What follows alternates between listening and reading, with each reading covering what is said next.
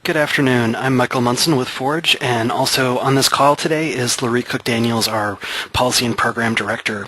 We're excited to be here with you today to talk about power and control tactics specific to transgender populations.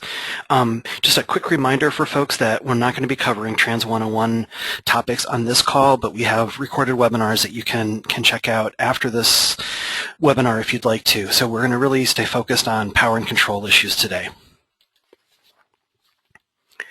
So before we get started, I'd like to remind folks to take care of yourselves. I think that we don't hear that often enough, and those of us who do this work every day, it's sometimes very difficult to always hear about power and control and abuse. So if you need to step out of the room, please do so, or please do whatever else you need to do to take care of yourself as you're listening or not listening today. The one thing that you can know is that the webinar is being recorded, so if you'd like to come back to it another time, you can go to our website and find the archived recording and listen to all of it later. One of the questions that we get frequently about is if we're going to send out PowerPoints after the webinar. So you will get a copy of the PowerPoints after the webinar, if that helps your note-taking or non-note-taking. And similarly about the recording is generally up within 48 hours after the end of the webinar. We're going to ask you to participate if you'd like to today, and it's obviously voluntary, but we really like to have some feedback from you all. So we're going to do that in a couple of ways. One is to use the hands up tool, and I'm wondering if people can find where that is on their screen. It should be on the right side, and put your hands up if you want to just test that out.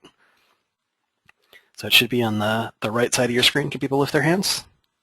All right, I'm seeing some people lifting their hands. Excellent, thank you. So that's one way, and then another way that we're going to ask you to interact with us is through the questions box. So you'll see the question box. Generally, it's on the right side of your screen, so if people can find that and maybe type in what state you're in. So just a quick state. Excellent, so some people are typing in where they're from. Perfect. So people have found those things. And I know that some people are watching in a group setting, so I hope that those of you that have a group setting can also participate and contribute as a group as well. Let me start for just a minute before we talk about power and control to tell you a little bit about what Forge can offer you as a provider and what we can offer transgender survivors that you might be working with. So we do a lot of different kinds of training and technical assistance. So webinars like this one is one of the primary ways that we do training and technical assistance. We also do a huge number of one-on-one support requests. So people email us or call us, and we try to work really closely with you to get an answer to whatever challenge you're working with. We also are doing a lot of conferences across the country and other specific trainings that are requested. And then the last thing that kind of falls under this training and technical assistance part is that we have a bunch of publications that are on our website, including monthly fact sheets. So if we look at what we can do for survivors, for trans survivors, there's a couple of things. One is we have a listserv, which is not terribly active, but it's there for people 24 hours a day to connect with other trans survivors and loved ones. We offer a lot of referrals for trans folks, so if they're in a part of the country and they don't know where to go, or if you don't know where to help them go, we can help you get connected to hopefully transgender savvy providers as well as trauma savvy providers. And then the last two things on the list are projects that are just emerging again. We've done Writing to Heal online for people in the past, and it's really effective since a lot of trans survivors can't access support services in their areas. So it's an online writing program, and our next group is going to be starting in July. So information about that will be sending out soon. And the other project that is not yet started, but it's starting very soon, is the Espavo project, and we have more information on our website about it. It's basically going to be an empowering project that includes photos of trans people who are survivors of sexual assault or sexual violence, and an accompanying statement of their resilience. So those are some of the things that we can offer you. We are very grateful, as always, to the Office on Violence Against Women for supporting this work and for valuing training providers on transgender people and different kinds of violence.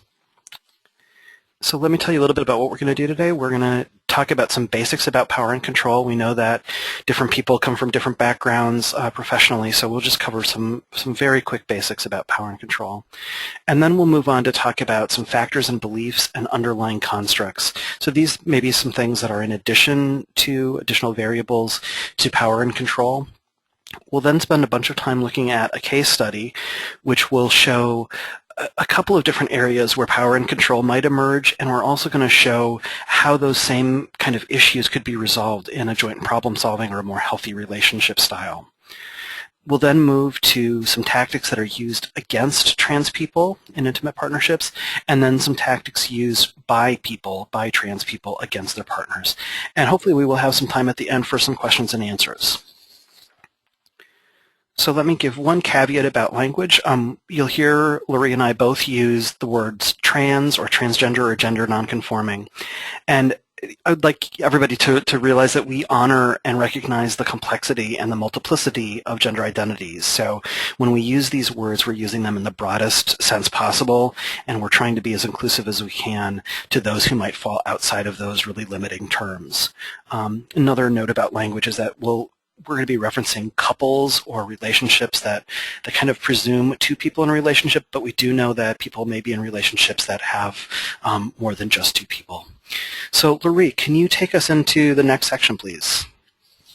Thank you, Michael.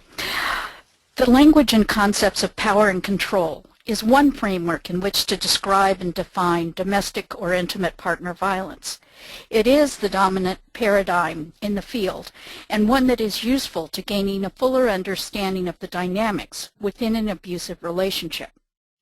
Of course, these two words, power and control, can mean different things to different people, and can be applied or interpreted slightly differently when we look at different demographic or cultural groups.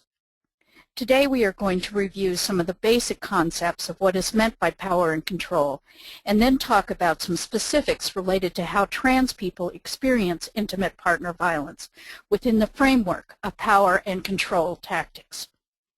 When we talk about power and control, it is both a way to frame the underlying tactics or behaviors of what is occurring within an abusive relationship, and it also can reference the motivation behind specific behaviors. Most people are familiar with this power and control wheel, developed in 1984 by the staff at the Domestic Abuse Intervention Project. It is often referred to as the Duluth Power and Control Wheel, and it was derived from the experience of women who had been abused by their male partners. The underlying theory behind this framework of power and control is that domestic or intimate partner violence is, quote, characterized by the pattern of actions that an individual uses to intentionally control or dominate his intimate partner. The Duluth Model website goes on to state, quote, a batterer systematically uses threats, intimidation, and coercion to instill fear in his partner. These behaviors are the spokes of the wheel. Physical and sexual violence holds it all together. This violence is the rim of the wheel. As you can see, the spokes of the wheel contain elements that are frequently part of abuse dynamics, using coercion and threats, using intimidation, using emotional abuse, using isolation, minimizing, denying, and blaming, using children, using male privilege, and using economic abuse. These elements or tactics can be used in any relationship. This core wheel gave birth to many other agencies developing wheels that were specific to their culture or target demographic population. One of the wheels most often used when discussing LGBT intimate partner violence was created by the New York Anti-Violence Project. Although many of the spokes have the same overarching categorizations, the nuances of how the tactics are used are substantially different than the original Duluth model. Additionally, the New York AVP LGBT model includes physical and sexual abuse within the wheel versus on the rim, and adds two new spokes of entitlement and HIV-related abuse. The LGBT wheel also shifts using male privilege into three different spokes: heterosexism, homophobia and biphobia, and transphobia.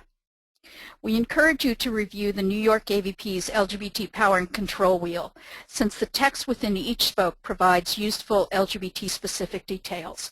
And I will put up in a moment in the chat room the URLs to reach those.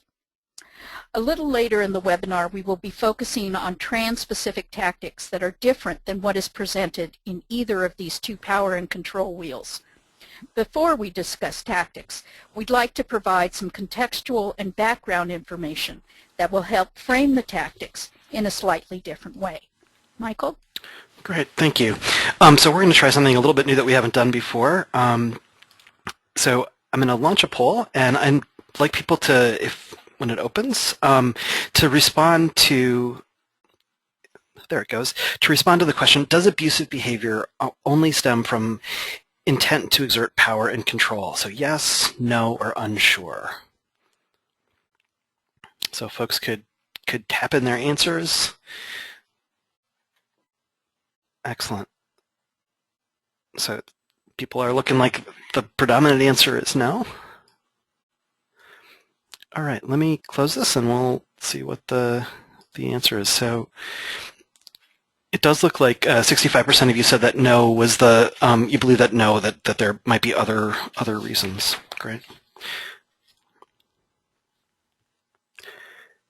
Let me just switch back to the screen. I'm sorry about that.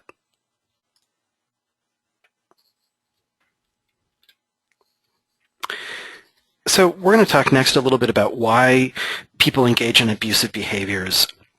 It's a question that's much larger than we have time to fully discuss today, but we wanted to pose a couple of reasons why people might act in abusive ways.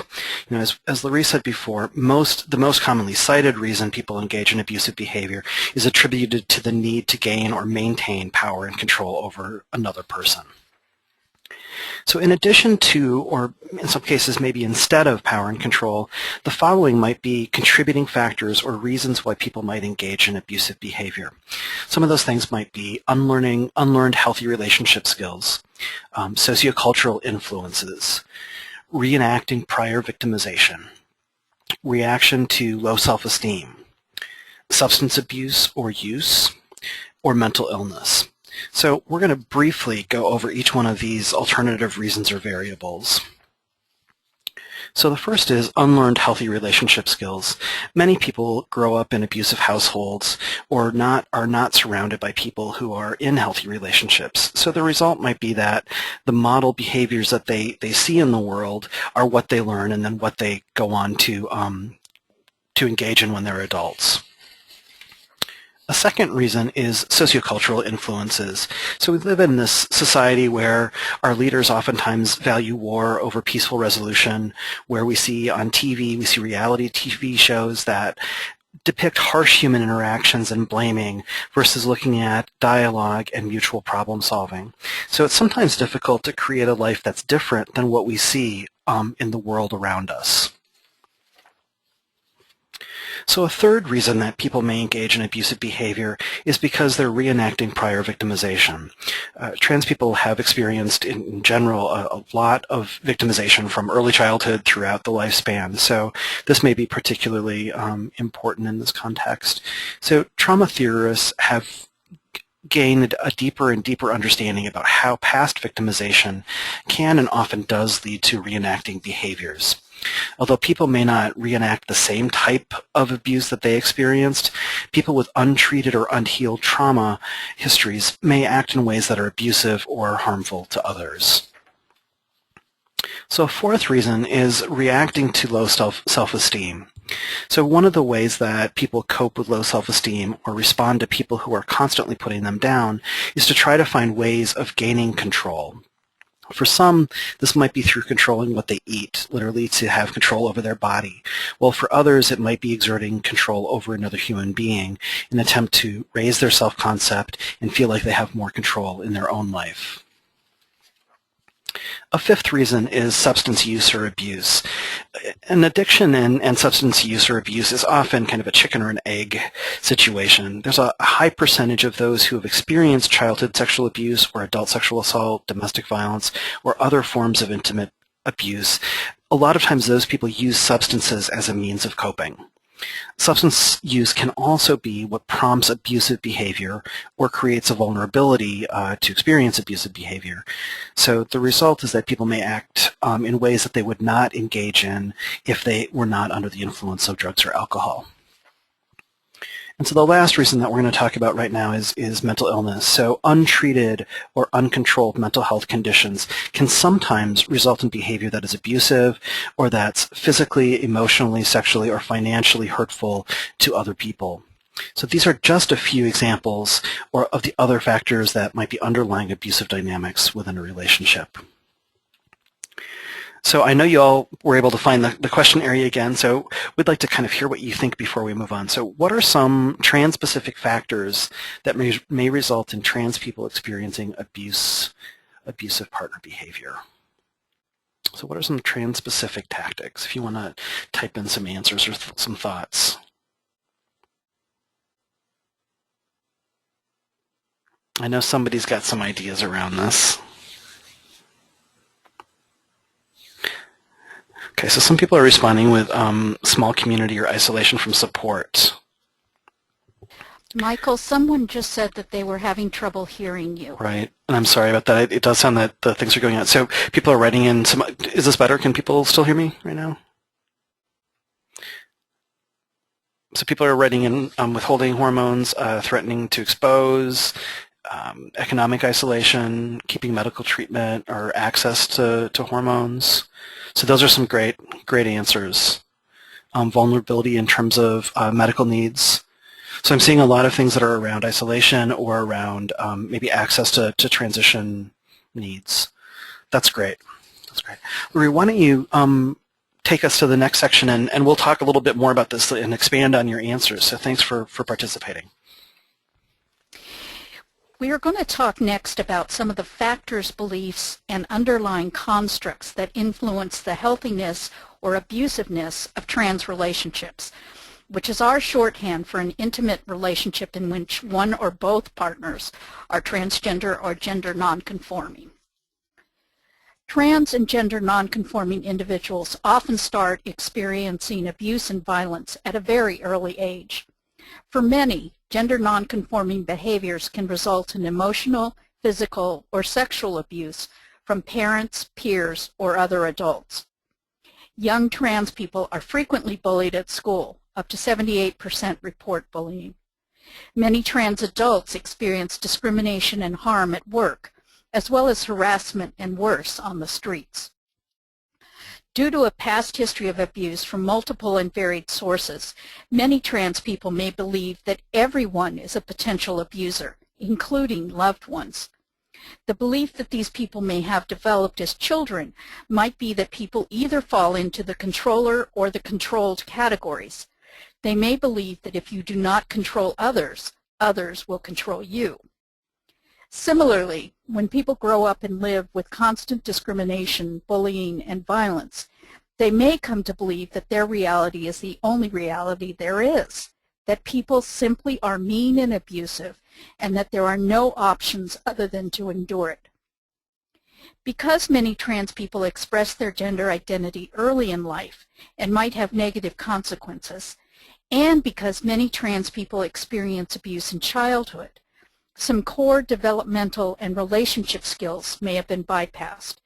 This can happen because they were living in environments where they were not taught or modeled healthy skills, or because their lives were so focused on trauma and the resulting effects that they were unable to learn the skills they needed to lead more healthy adult relationships. As we just reviewed, many trans people start experiencing violence, discrimination, and other perceived or actual threats early in life. This constant awareness that others may say or do something harmful can create classic signs of post-traumatic stress disorder, although the people may not call it that. Living in a near constant state of awareness for potential dangers may mean that the trans person is living in a state of hyperarousal, always on edge and on guard, as well as easily startled and hyper-aware of their environment. They may be more irritable or defensive, in part because they are always on guard. They also may have black and white thinking. Like we saw on the last slide, people may start to think of the world in terms of bullies and those who are bullied, or other types of polarities with little room for nuance. When people are living with all these things, it is often difficult to be creative or engage the problem-solving part of their brain. The first points on this list are more closely tied to the limbic system or the reptilian brain, the part of the brain that is engaged when people are experiencing a traumatic event. This part of the brain doesn't think very complexly, operating with the very limited options of fight, flight, or freeze. These states of being can make people more on edge, and they may engage in behaviors that are erratic, possibly aggressive, or controlling. They may also be hyper-aware and may have a skewed perception of their relationships or interactions with others.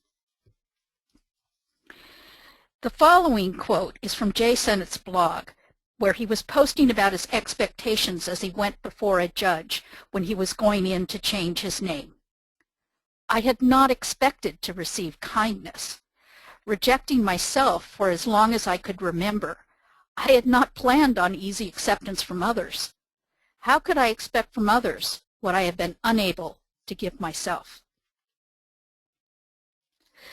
We could spend a whole webinar talking about the points on this next slide. For now, though, let's briefly go through some of the pervasive beliefs that are very present within nearly every trans community across the country.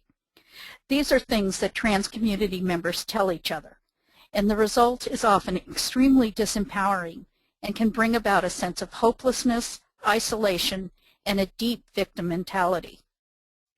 The crux of most of the items on this list can be summarized as us versus them messages. Many trans people tell others in the trans community that non-transgender people just don't get it, and if people can't get it, they can't be trusted. Very similar to the belief that non-trans people can't get it is that non-trans people will leave, disown, or otherwise abandon the trans people in their lives. Believing that people you love are going to leave you can be a very painful belief to live with, even if it isn't necessarily true.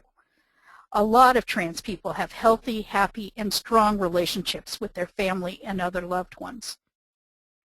Another pervasive message that is promulgated within the trans community is that non-trans people will never want to date or get into a relationship with someone who is trans. The exception to this message, also circulating through the community, is that people who might want to be in a relationship with a trans person are tranny chasers, or people who fetishize trans people, viewing them more as objects than individuals. There are several additional messages that circulate from trans person to trans person that really set up a hierarchy of who has it worse and how can I compensate. For example, many trans people believe that being trans is hard, which it can be. However, some trans people take this a step farther and believe that their life being hard means that the non-trans sofas, the significant others, friends, family, and allies around them, should always be in the role of being supportive or allies, rather than acknowledging that all people have challenges in life and that relationships of any kind tend to be more satisfying when they are joint projects. Along with the life is hard for trans people mentality is the belief that trans people's needs are greater or more important than non-trans sophist needs. Clearly, if this was a belief held by one of two people in a partnership, it would be hard to have a healthy give-and-take relationship where both people are able to be human and have needs. Tagging along with this hierarchical theme, messages circulate through the trans community that trans people are more oppressed than their non-trans partners and loved ones.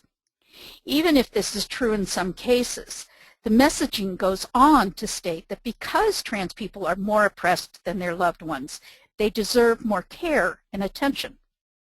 Some people point to this message to justify their abusive behavior, citing that they are more oppressed than their partner and that the non-trans partner should just cut them some slack. The last of the messages that move through the trans community that we'll talk about today is the belief that trans people are the only ones who own their story and their decisions. This can play out with trans people demanding that only they can decide who to come out to, when, and how.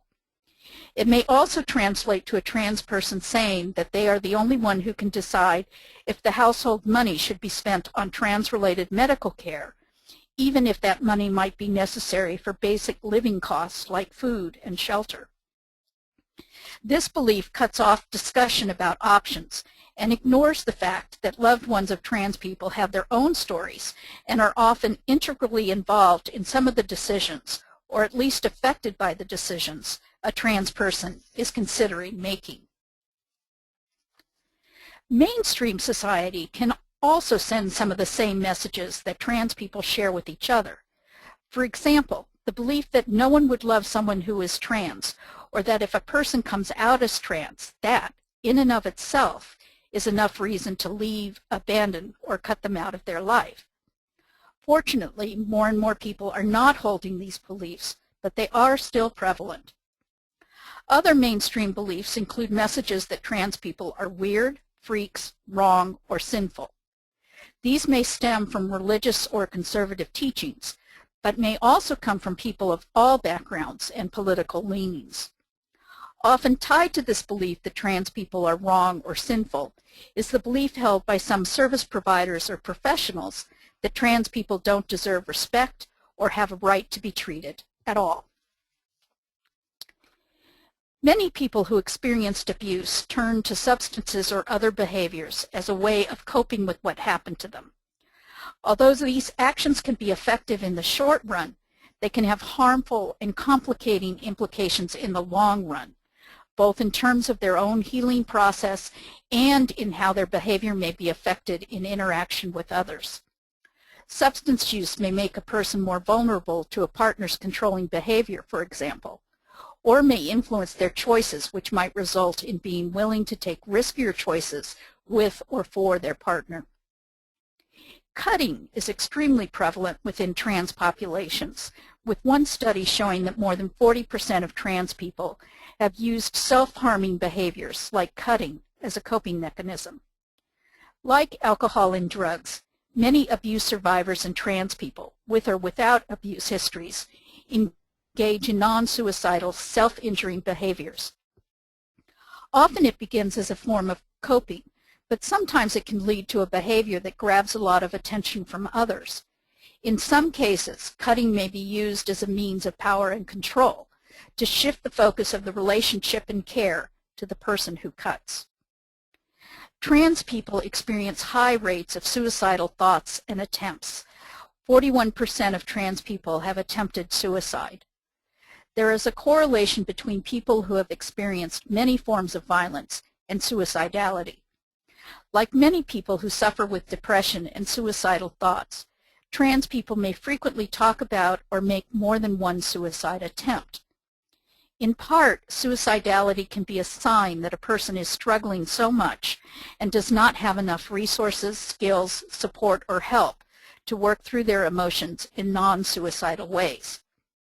This, in and of itself, is an indication that trans people who have experienced or who are experiencing domestic violence may need additional levels of support so that they do not default to suicidal thoughts and actions.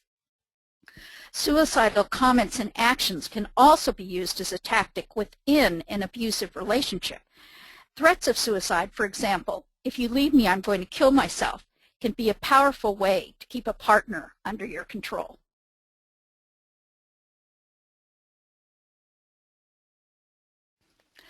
Because the world can be a harsh place for trans people who may have experienced childhood violence at home and at school, in the workplace, in social settings, and on the street, their own home or apartment might become a place they guard and try to keep safe.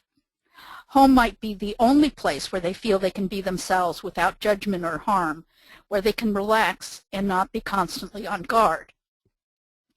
Since this lower stress and violence-free environment might be so highly desired and needed, it may move to a place that actually introduces controlling behavior. A person may insist that others behave in certain ways in order to help maintain the feeling of protection and safety within the walls of their home. Some ways this may play out could include telling the partner they cannot bring anyone over to the apartment, or requiring that all of the window blinds are down all the time, or even things like determining how the space is decorated or furnished. The level of control may be subtle or overt, with the underlying intent being to maintain a space that feels safe and protected. This quote is from a non-trans partner explaining why she stayed with an abusive trans partner for so long.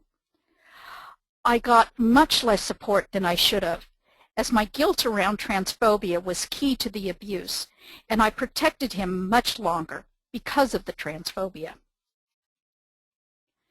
Trans communities tend to be tight-knit and relatively small, where people tend to know each other.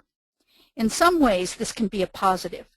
If people are in a community, there is an underlying hope that the community will be supportive, understanding, and aware of critical issues. However, as with many other communities, there is often a lack of support for domestic violence survivors within the trans community. Limited support to even ostracism from the community happen all too frequently. In many cases, community members don't understand that what is happening is domestic violence, and they may write off the couple as just being really high drama and push them away from the community. In other cases, community members may want to protect the community. Often, people want to create the impression that the community is free from some of the negative stereotypes or free from people who exhibit difficult or abusive behavior. A third reason people may not want to recognize or deal with other couples' intimate partner violence is that they are afraid to look too closely at the health of their own relationship. You've just heard a bit about some of the factors, belief, and underlying constructs that may contribute to people experiencing abuse in their relationships. Let us ask you now, what else do you think might be factors, beliefs, or underlying constructs? Or let us ask a different question. What did these past slides prompt you to think about? Find the question area and type in your thoughts.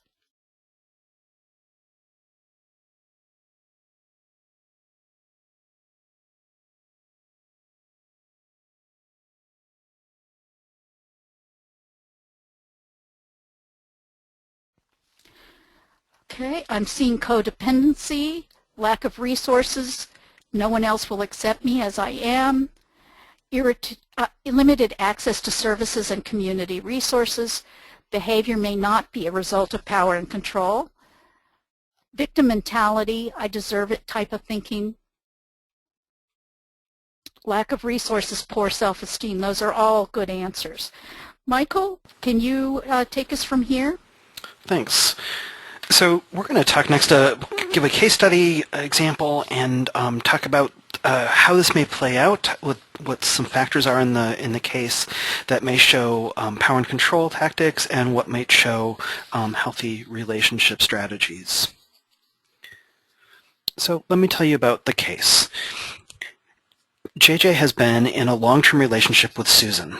15 years ago, they met at a book club for African-American lesbians. Part of Susan's attraction to JJ was because JJ was a butch, or a stud. On the streets, they were often initially perceived as a straight couple, since JJ's appearance was very masculine and Susan's was very feminine. Within their social circles, they were seen as a lesbian couple. At home, they lived in a space that wasn't dictated by the constructs of man, woman, straight, gay, but their relationship had a strong gender dynamic of stud and high femme, which was comfortable and authentic to both of them. Susan and JJ are close to their socially and religiously conservative families and have regular contact with them. Susan works as an administrative assistant, and JJ drives delivery for a local florist. Their combined household income is enough to cover their basic living expenses and a little extra for entertainment and other things that they enjoy. JJ and Susan have talked about JJ's gender identity for years. About a year ago, JJ started talking about wanting to transition. Susan has opposed and challenged this choice. So some things to think about. Is opposing or challenging someone's desire to transition power and control? Does it indicate that there might be some abusive dynamics within this relationship because one person is wanting the other person or opposing the other person? Let's look at these a little bit more carefully and see what might be happening in their relationship. We're going to work through 6 different areas and go through some of the possible responses or interactions. First for Susan, and then we'll go through responses or reactions for JJ. So Lorraine's going to bring us through Susan's responses. Let's start with the whole question of whether JJ should transition or not. If Susan chose to approach this issue from a position of power and control, she might say, if you transition, our relationship is over. If she chose to approach the issue in a healthy relationship way, she might say, I know you want to transition and that's important to you. We've talked about this before, but I struggle with what it might mean to be living with a man. Can we talk about that? Around the issue of finances, a power and control approach Susan might take might lead her to say, there is no way I'm going to let you use our savings for surgery. We saved that money for a house down payment. If she took a healthy relationship approach, she might broach the subject by saying, surgery is expensive, and I know we don't have a lot of extra money. Can we talk about reprioritizing our financial goals and timetables? I have some ideas of how this might work. In a world where employment discrimination against trans people is rampant, the issue of how a gender transition might affect the family's finances may become high profile. If she approached it in a power and control way, Susan might say, how dare you put our financial well-being in jeopardy? What if you transition and get fired? Look what you'll do to me. If she approached the same issue in a joint problem-solving way, she might say, I'm worried that your job will be in jeopardy if you transition. How would we cope if that happened? Sex roles can be a topic of contention within trans relationships. If Susan approached this issue in a power and control way, she might say, no way am I going to live with a man. You go through with this and I'll tell the landlord to throw you out. This is a perfect example of why my name is on the lease. A joint problem-solving approach might be to say, there is so much stigma around black men in our culture. I really worry about how people are going to see us and if people are going to treat you differently as a man. I'm worried about this. Can we talk about how this might affect both of us? One of the paradoxes of being in an intimate relationship when someone transitions from one gender to another is that their choices affect how their partner's identity is seen. This is an issue that many, if not most, trans couples must negotiate as one partner transitions. An issue that may be related is who it is safe to talk to. These issues can be handled in a power and control way. Susan could try to protect her identity by saying, I am a lesbian. If you transition, I'm going to have to explain to everyone that I'm still a lesbian and that you are really female. If she wanted them to approach the issue as a couple, she might say, I know you're worried about transphobia, but I really need to be able to talk to some people about what's going on in my life. Can we try to agree on who it would be okay for me to talk to about this? Another common issue that transitioning couples face is how to tell friends and family members about the change and how to handle those people's reactions. Coming at it from a power and control perspective, Susan might say, you know how Aisha is. You're going to have to present as a woman when she's around. In a joint problem-solving approach, Susan might initiate the conversation by saying, you know Aisha may have a problem with this. How do you think we might be able to help her get over her transphobia? Great. So let's talk about JJ next. We've looked at some of the common couple transition issues from the perspective of the non-trans partner, or Susan. So let's take those same issues from the perspective of the trans partner and talk about how they might play out. Again, we'll look at how interactions might look if the dynamic was based on power and control, and how a healthier relationship approach might look at this issue. So around the issue of transitioning or not, so JJ could say, I want you to know that I've started hormones and will legally transition next month. Or in a more healthy relationship focus, he could say, more and more, I'm feeling compelled to transition. You are so important to me, and I'd really like to do this together with you in a way and a time that works for both of us. So when we look at the issue of finances, JJ could be assertive and say, I need you to cash your CD to pay for my chest surgery. Or JJ could say, I know that there's a lot of expenses with transitioning. I'd like to talk about the things that are most important to me, and maybe we can see if we can figure out if we can afford some of those pieces. So if we look at employment, JJ could say, in a power and control framework, you can put in more overtime hours at work. You just don't understand how rough it is for trans people, how rough trans people have it. Everyone is out to get us. In a joint problem-solving way, JJ could say, you know, I'm a really good employee. And remember that Janet transitioned on the job last year? I know I might lose my job, but I know we have a lot of resources that we can connect to. Can we talk about how we could approach coming out at work and what would happen if it didn't go well? So when we look at sex roles, JJ could say, as the man in the family, I'll be making more of the decisions in our relationship now, which is a harsh contrast to a joint problem-solving method, which would say something like, JJ could say, I'm afraid too. What if it will mean that I'm perceived as a black man in our country? I know it affects you on a more personal level too.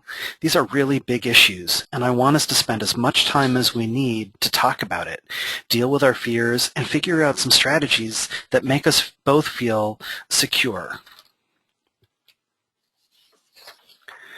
So when we look at the complicated issue around outness and sexual orientation, JJ could take this attitude or the framework of power and control and say, I don't want anyone to see me as anything other than a man. I won't be disrespected by you. You cannot keep on calling yourself a lesbian. You need to change how you see yourself. So in contrast to that, JJ could say, it's really important to me that I be safe in the world, so I'd rather that people didn't know that I transitioned. But I know you really need to be able to talk about it. Can we try to agree on who it would be okay for you to talk to about this? So, and finally, on the issue of friends, JJ could say, your friend Aisha is transphobic. You need to stop seeing her. And in a healthier way, JJ could say, so many of our friends are in the lesbian community. I know it might be a challenge, especially with people like Aisha, who hold really strong opinions about how we're losing all of our butches. We both value our friendship with her. I bet other people have dealt with these issues too. Let's see if we can find some support to help us work through this. As you can see, the joint problem-solving approach, or what we'd consider a healthy relationship dynamic, encourages discussion and dialogue. It focuses on supporting each individual and caring for the health and longevity of the relationship. In the power and control quotes, we can easily see how one person is cutting off conversation, is dictating what the other person must do, or is making blanket statements that are solely focused on their own needs. So let's keep in mind that when we're talking about power and control, a large number of power and control tactics are used the same no matter what gender identity, gender expression, or sexual orientation a person is. We encourage people who are not familiar with power and control tactics to review those power and control wheels that we presented at the beginning of the webinar to learn more about these core tactics. So let's move on to talk more about trans-specific tactics, and we'd like to hear some of your ideas first. So in that question area again, can you type in what are some of the trans-specific tactics you think might be used against a trans person in an abusive relationship? So what are some tactics used against a trans person? Okay, so I'm seeing being outed or outing them. So misgendering someone. Okay. Okay, so what are some other things used against a trans person? Using the pronoun that they don't prefer, outing, withholding hormones, being outed. Exactly. Those are great examples. So telling them that they're crazy because of hormones. Exactly. Lots of really great answers. That's great. Thank you. We want to move next into some of these strategies and these tactics that you're all typing in, which are just great. We'll first move through a handful of tactics that are used against trans people, and then we'll move on and talk about tactics used by trans people against their partners. So there are a number of specific tactics under each category that we're going to talk about. We're going to pick one of the tactics under each category that's used against trans people, and we'll pick one, again, in each category that's used by trans people. So those categories that we've kind of clumped these tactics into are, the first one is safety and outing, second one is community attitudes, the third is gender stereotypes or gender stereotyping, fourth is identity issues, the fifth is violating boundaries, and the last category is restricting access. And you can see on the right side of your screen is the handout, which is available on our website, and I think Lari's probably typed it into the question or the chat area so that you can download it. So there are many more tactics that are listed on that handout that we won't be covering today, but we'll just give you a sampling of what some of those tactics can be. So Lari, can you talk about what tactics are used against trans people? Yes, thank you. One tactic that a partner might use against a trans person is the threat to out them as trans or as LGBTQ to their employer, friends, or family members. The threat of outing someone may be extremely damaging, resulting in someone losing their job in states or cities that do not have employment non-discrimination laws, increasing the potential level of violence they might experience in the workplace or in social settings if others learn of their transgender history, or jeopardizing positive relationships with friends or colleagues. The threat of outing someone carries a great deal of power if the trans person has not disclosed their transgender history, identity, or status to others. This threat can work both for people who are considering transitioning or considering expressing their gender in a more affirming way, and for those who have transitioned long before if people do not know of their gender history. A second tactic is under the community attitudes header. Many trans people are proud to be part of the LGBTQ community and understand that sometimes the LGBTQ community receives negative attention. Because of some of the negative attention, for example, who is portrayed on talk shows, the images of trans or LGBTQ people chosen from pride parades, the sensationalism in some news articles. Because of these things, many trans people want to make sure they represent the community well.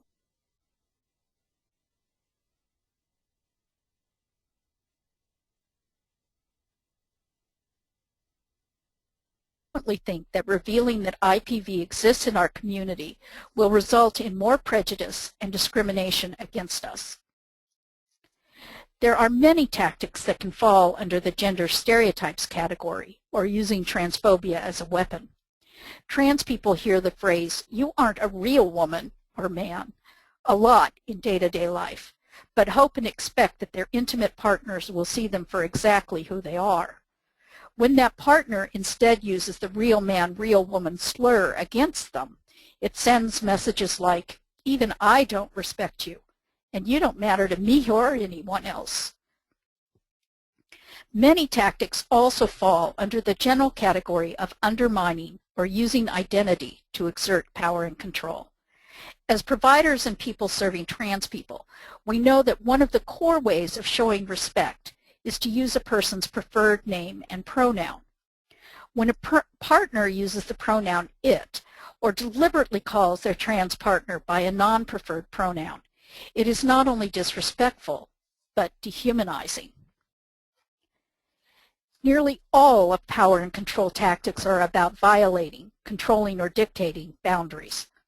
One of the trans-specific ways boundaries can be violated includes touching a trans person's body in places or in ways that they have specifically requested not be touched. Similarly, calling parts of their body names that are known to be offensive or not preferred is equally violating. For example, a partner who is genderqueer could clearly state that they do not like their chest to be touched. A partner who insists on touching their chest or referring to their chest as breasts indicates that she or he does not respect their partner's autonomy. Another common strategy used against trans people in abusive relationships is restricting access to trans-related care or other needed items, medications, or supplies. Some abusive partners hide or discard hormones, hormone supplies like needles, clothes, makeup, prosthetic devices like binders, packies, stand-to-urinate devices, wigs, hip or breast pads, or other items that are important or meaningful to a trans person. This may extend to a partner destroying notarized copies of name change documents, passports, and other legal documents that track a gender history or legally validate gender identity. In addition to this behavior being abusive by itself, it also opens the door to increased risk from others. For example, if a trans woman has transitioned in every area of her life, but her spouse throws away all of her wigs, she might be forced to go in public without the prominently visible gender cue of a full head of hair cut in a quote-unquote female style. If this makes her look other than completely female, she could be subject to slurs or even violence. Similarly, the loss of gender-congruent identification can also open a trans person to questions and harassment in public settings like stores and traffic stops. Michael? Great, thank you. So we'd like to ask you a similar question to what we asked before. We asked before about tactics that are used against trans people. So we'd like to hear your ideas now about what you think are some trans-specific tactics that might be used by a trans person against their partner. So if you can find that question area, we'd love to hear your ideas. So tactics that are used by a trans person against their partner.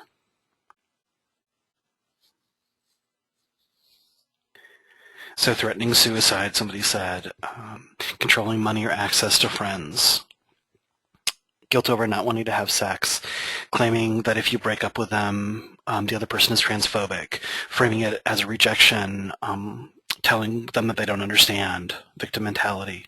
Those are great. Those are great. Excellent. Thank you. So let's, we're going to use those same categories again, and we'll give an example of what could be used by a trans partner. So again, we're going to use the same categories and then talk about specific things. So the first one is talking about the category of safety outing and disclosure. So one tactic trans people might use is to tell their partner that they can't talk to other people about transgender topics. Although this might, on the face of it, sound like a safety issue, we saw that in the case study, this is one of those examples where a lack of trans knowledge can sometimes result in an outsider unwittingly approving of the use of power and control tactic. It's simply not okay to try to control who a person talks to or what they talk about. So instead, this is an area that should be mutually negotiated with the goal of meeting both or all partners' needs. So this example is the same slide as you saw in the tactics used against. So it would be stating you would harm the LGBT and or T community if you exposed what was happening. So since both members of the couple might feel a strong level of investment in the community, they may really not want other people to know. So this tactic is one that can be used either by or against trans people.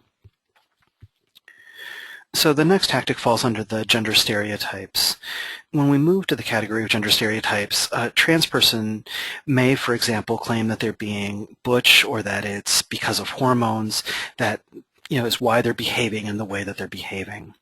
There's a widespread myth that testosterone, for example, causes men to be violent, and that female hormones like estrogen fluctuations can cause women to lose control of their tempers. Trans people may use these myths as an excuse for violent behavior. In our society, sexual orientation labels specify not only the genders of who we're attracted to, but also our own gender. So for example, when we think about people who state that they're a lesbian couple, we generally think that this is a two-woman relationship. Similarly, when we think about a heterosexual couple, we generally think that that couple is male and female.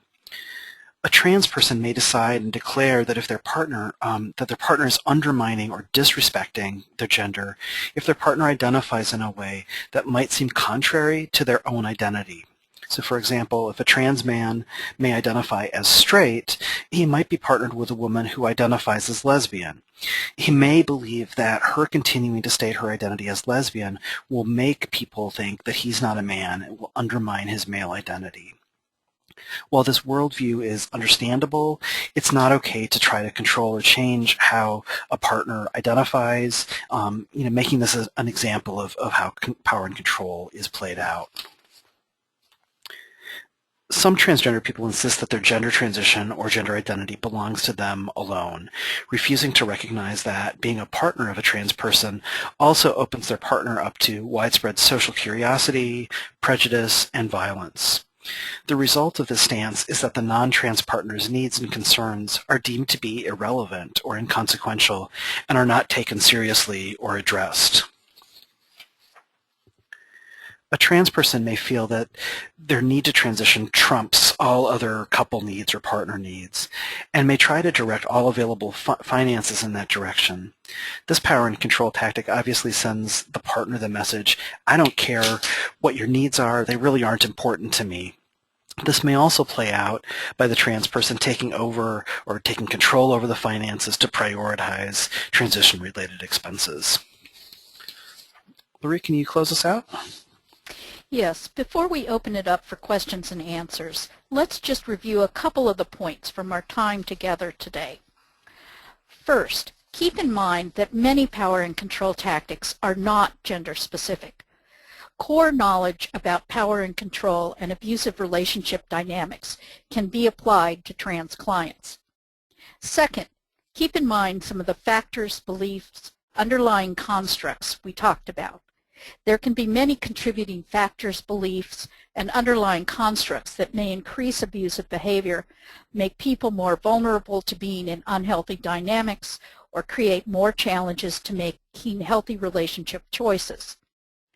Third, whenever possible, focus on joint problem-solving approaches to difficult situations. Many people never learn healthy joint problem-solving skills and may end up using power and control tactics because it is the only way they know how to interact with others. Depending on if the relationship is already abusive or at a pivotal point of possibly healthy, possibly unhealthy, we as providers can help clients learn to navigate difficult territory in more healthy ways. And last, be knowledgeable about trans-specific tactics.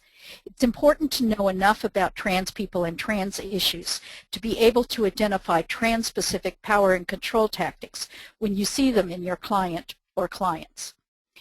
We are almost at 3 o'clock, and one set of advertising that went out for this webinar said that we would end it in an hour. Our webinars are usually an hour and a half. So Michael and I have scheduled are available for another half an hour for questions. And I did have a couple of questions, one of which I'll address first, and then the second one I'll back to you, Michael. One of our webinar participants said, the examples of power and control seem unhealthy, but not subversive of JJ or Susan's will. In each case, JJ and Susan still have power to act, although JJ or Susan may not like the consequences. My understanding of power and control involves entrapment and complete domination of the other person's will. This seems different. I would say that domestic violence certainly exists on a continuum, and that entrapment and complete domination of the other person's will would be at one end of the spectrum, and the individual power and control tactics that we spoke about today is at the other end of the spectrum, the beginning part of the spectrum, with a lot of the being in the middle being, how often do you use these tactics? What are you trying? Are you trying to completely dominate the person? So I would say it's a spectrum. Michael, did you want to comment on that? I think that's a really great way to put it, that, it is a spectrum, and I think a lot of times we think about it in a more extreme way, but the other, I don't want to call them more mild ways, but some of what we portrayed in the case example, we believe is power and control, or could be abusive. I know, Laurie, there was one question that was earlier, and it was asked a couple times that we didn't get to, and the question was, is it abuse to call a trans person by their birth name? Would you like to answer that? Yes. When someone has known a trans person for a long time with their original name, say a parent, it takes a very long time to consistently use a different name. That is a different situation than a situation in which someone is deliberately using a trans person's original or first name in order to say to them, I don't support your decision to transition, or I don't support who you are, or I just want to get your goat. Those would be power and control tactics. So it really does depend on the context. Great. Another question. I had a situation where a couple had been together as lesbian and then one transitioned. After hormones, there was a clear personality change and severe aggressive behavior. Thoughts about this if it is not due to hormones? Michael, Well, can you take that? my first question is, who became more aggressive? And I'm presuming that you mean the trans person became more aggressive. One of the things that we find with people who were assigned female at birth and who take testosterone is that the majority of people do not become more aggressive. So they do not become, supercharged and aggressive and or violent. So that would be unusual if somebody did become more aggressive with the use of hormones.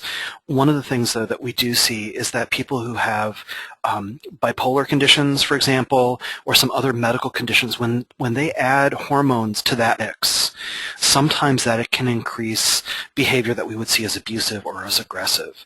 So that might be some of what's going on. And the other thing that might be going on is that sometimes people think they buy into the social beliefs that men are more aggressive or testosterone is going to make me angry. And so they really buy into that and they start taking hormones, and that's then how they act because they believe that's how they're going to act. So those are two possible examples of what might be happening. We did find when we did a survey on this issue or related issue that a lot of trans people found, both male to female and female to male, found that they actually became calmer on hormones, almost as though the body finally had what it wanted and it felt better. Another question we have here is, will arguments calm down when the person transitions? Michael, do you want to take that? I can. Would you like to?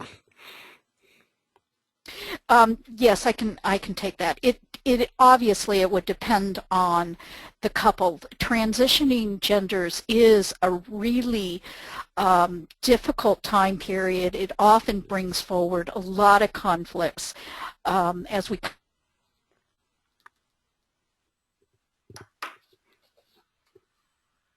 pull the couple apart and make it hard for the couple to make decisions that serve them both.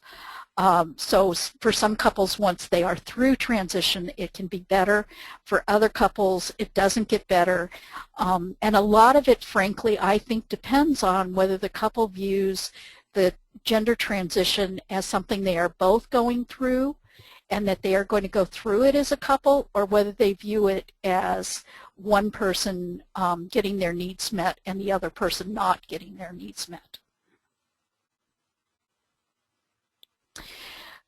Okay, here is another one. Learning about intention to transition or just the information of trans identity is a shock if the couple had been a married heterosexual couple for 30 years, or if the trans person presented as lesbian, then revealed true identity a year into the relationship. The partners in these cases are often overwhelmed. What help is there? Michael, can you take that? Yeah, that's a really good question, and I think that it's really true, especially like the first example was the married heterosexual couple that, discovers or reveals or talks about trans issues 30 years into it. That is definitely a shock, and it's definitely something that's difficult, and I think it, for a lot of those couples, really makes people question what kind of trust there was. Like, wow, you've kept this for so many years, kind of what else is there? So I think it really opens the door if people can move past that point of being shocked or being like, wow, I wasn't expecting this. There are trans support groups in all 50 states, and I'm sure beyond that, where people can go to work through some of those challenges, because a lot of people do survive transition, whether it's the people that have been married for 30 years or the people that have been partnered for a year. A lot of people can survive that transition and be very healthy and happy through that process. But a lot of times people need some support to do that. Support groups are one option. Individual therapy is another option.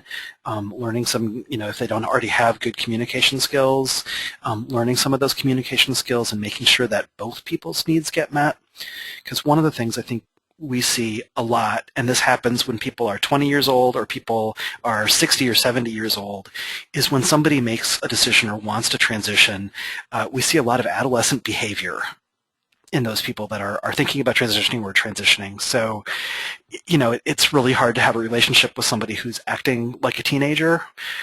So I think that a lot of times couples need to be reminded that they're adults and they need to be adults and act as adults and work together. Thank you. And there also are listservs and websites that cater to linking partners and providing peer support. So if someone is not in an area where there's a local in-person group, there are resources on the internet.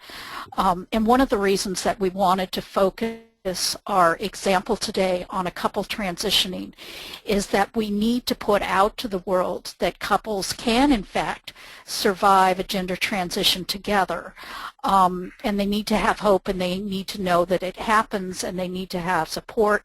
And that's one of the reasons why we're telling you all about that, because you may well be in a position at some point of being able to help a couple. The next question: if you were in an abusive relationship before transitioning, will it calm down after transition? I think that's a similar question to what was asked before. It really depends. My feeling is that if abusive patterns were existing before transition, that those aren't going to automatically be unlearned when transition happens. It may make somebody feel calmer or better about themselves, but it's not going to change the pattern that is already in place. Lori, do you have other thoughts on that? On occasion, I'm a little more familiar with this question in relationship to depression. For some trans people, their depression is totally tied with their struggle with their gender identity, and when they transition, the depression lifts. In other people, the depression is something that's in addition to or on top of or behind their gender identity, and when they transition, the depression is still there. And so I think it could go either way in terms of whether power and control mentality beforehand might get better after a transition. I think it's unlikely, but if it's totally due to the person acting out their struggles with their internal gender identity, then I suppose there is some hope there that transition will get better, make it better. I'd like to make another just addition to that, which is I think when we're looking at power and control and domestic violence in any population, trans or not, it's really about the patterns of what is happening. So when those patterns are already fixed, it is going to be really difficult or challenging to shift into something else. So I'm a little bit leery that transition will make it automatically better, and that's not what Lori was saying, but I think skill learning is really important in changing those patterns. Michael, this is a very interesting question that I'd like you to address. To me, some of the framing of the when to transition discussion is kind of skewed, or at least different from my experiences so far, since sometimes medical transition is medically necessary. Planning together would be important to keep things healthy, but it might sometimes be closer to trying to budget for chemotherapy, and I'm adding now, in other words, it's non-negotiable. It makes it sound like transitioning is more of a choice than I feel it often is. Can you address our approach to that question? That is a really good question, and I think that for some trans people, it is extremely medically necessary to transition. It's extremely necessary to do so in a very timely way, like a similar example was the chemotherapy or addressing something that's needing aggressive treatment. And I think for a larger percentage, probably a very much larger percentage of trans people, it might be medically necessary, but there's not the sense of urgency that there is for that smaller percentage of people. We see this a lot, I think, when people say that they're really suicidal. I mean, and that becomes kind of this, is it medically necessary then to take action so that suicidality will lessen? And for some people, that's really true. So I hear the question, and I think that for some people that might need to be, we need to reprioritize this right now. So we need to figure out how to pay for hormones and surgery. We need to do that right now. So that might not be, let's think about it over the long term, and we'll plan for a couple of years. So I think that your question is really good, but it's not always the case for a lot of trans people where there is some time to discuss it and to plan more cooperatively.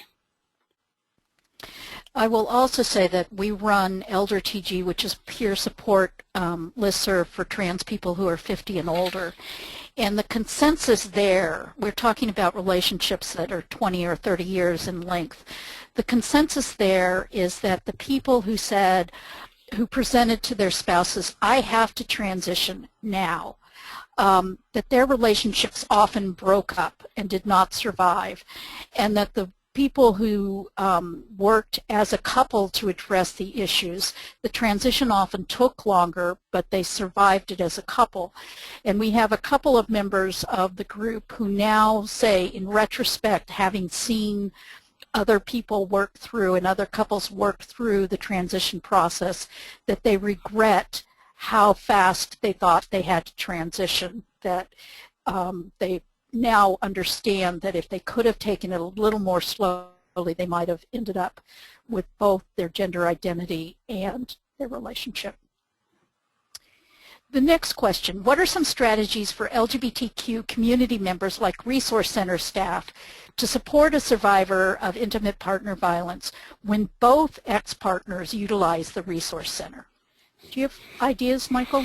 Yeah, that's really tough, and we've definitely heard of situations like that across the country where both people are seeking services. You know, we think that it's possible to serve both people, maybe not directly. It might be through referrals or sending people out to different parts of you know, where they need to get care. Is the question that both people are abusive and they're coming to the center? There was mutual abuse? Yes. Okay. Yeah, I think that... No, actually I've got later clarification. Specifically, if the survivor is a non-trans person and the abusive partner is a trans man, and a lot of the staff identify as trans. Lori, I think I'd like you to move with this. Okay. Yeah. Yeah, we have seen this before. One of our earliest trans power and control tactics handouts was, there were a number of people that asked to reprint it, and there have been some trans groups who informed us that they were only going to reprint the half of the power and control tactics page that was tactics that are used against trans people, that they did not want to admit that trans people could be abusive. We think that this is It is understandable that you don't want to admit that trans people can be abusive. It does not fit into the dominant paradigm that oppressed people are the abused and oppressor people are the abusers. And that is often a problem for trans people who believe that they can't be abusive because they are in fact oppressed people. It is a hard question to answer, and I think that I would go back to asking your staff members, what is it you're aiming to do? Are you aiming to eliminate violence and help survivors, or are you aiming to only help trans people? Michael, do you have any other comments? No, that was great. I was having a problem kind of understanding the question, so I think that sounded like a great answer if that was what the question was about. So that's great. That's great. Next question. Do you believe that there is more abuse in trans couples versus hetero or same-sex couples, or is abuse statistically the same across the board? To date, there have been no national studies that ask about gender identity. So we do not have national statistics on intimate partner violence that breaks out trans people the way that we have statistics that break out heterosexual men and women, and even now some statistics that were recently produced by the Centers for Disease Control and Prevention that broke out abuse against lesbians, bisexual men and women, and gay men. So we really can't answer that now. We can guess that it may be higher for all of the reasons that we talked about in today's webinar.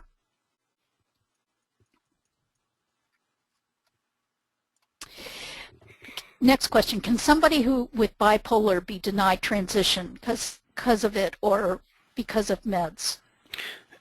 Yeah, sure. I'd like to answer that. It's definitely a possibility. There's generally not a reason why somebody who is bipolar couldn't use hormones in transition. The reasons that they might be denied, and we do have a system that tends to deny or approve people for hormone use in kind of a gatekeeper way. One of the reasons is if the person's bipolar condition is not controlled. So, I mean, it's not a great idea for people to be transitioning if they have uncontrolled mental health issues, uncontrolled substance issues, anything that is kind of not stable. We want people to generally be relatively stable before we add things like hormones or transitions. So, you know, medically there shouldn't be a reason, but I think people that do have conditions like bipolar, and is one of them, need to be monitored more carefully and more closely after they start on hormones, just to make sure that things are going okay and that their hormone levels are okay and that they're not having an increase in symptoms or an increase in the cyclical nature of their illness. That would be true of any systemic problem that might be affected by chemically changing your body, as hormones obviously do. Mm-hmm. Go ahead. Yeah, I was just going to say that one of the things that we see with bipolar is that the addition of testosterone tends to make people cycle faster and stay in a euphoric state more so than a depressed state. It doesn't always happen that way, but that does seem to be the trend. With estrogens, people that, if we move away from bipolar, people that have had depression prior to using estrogens or anti-androgens may sometimes end up a little bit more depressed or a little bit more tearful, and that's a really broad generalization. This, I believe, is the last question, and if somebody gave us a question that we didn't answer, could you type it back in again, because it's very hard for me to see all of what's been in what came before. So please ask us again. Other than that, I think this is the last question. What is that quote? Something about bullies very commonly being abused as well? Oppressed groups can totally be abusive. Thank you. This presentation is challenging. Michael, do you want to address the challenging? It is challenging.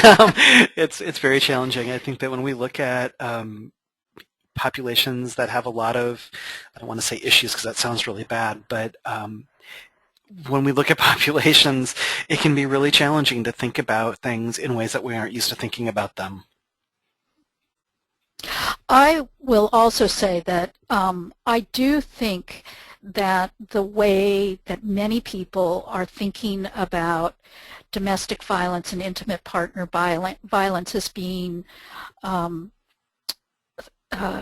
motivated by male superiority or male privilege, and exerting that to make women submissive. I think that paradigm does not serve most survivors very well at all. And I do think that looking at transgender survivors can, in a way, be helpful in looking at the whole system and whether the whole system is oriented in the way that best serves survivors. So we do understand that our stance can be provocative and challenging, but we think that it's really important to raise these questions. Exactly. Exactly.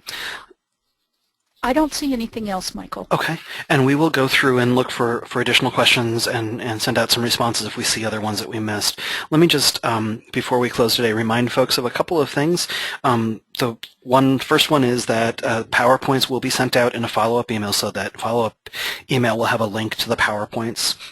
The webinar will be archived and online probably within about 48 hours.